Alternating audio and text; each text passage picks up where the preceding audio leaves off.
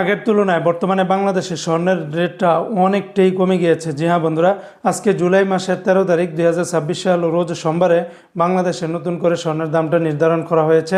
আজকে যারা বাংলাদেশ থেকে 22 ক্যারেটের প্রতি 1 আনা স্বর্ণ ক্রয় করবেন 13,873 টাকার ভিতরে পাবেন। তাহলে 22 ক্যারেটের 1 গ্রামের দাম পড়বে 19,030 টাকা, আর 22 ক্যারেটের 1 ভরির দাম পড়বে সেই হিসাব অনুযায়ী 2,21,966 টাকা।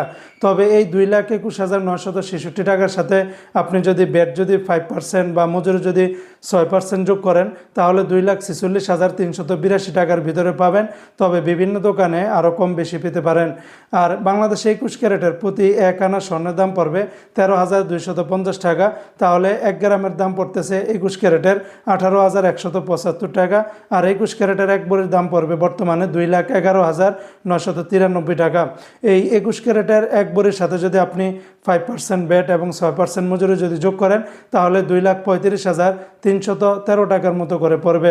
তবে রেটটা বিভিন্ন দোকানে বিভিন্ন ব্র্যান্ডের নিয়ম অনুযায়ী কম বেশি হতে পারে।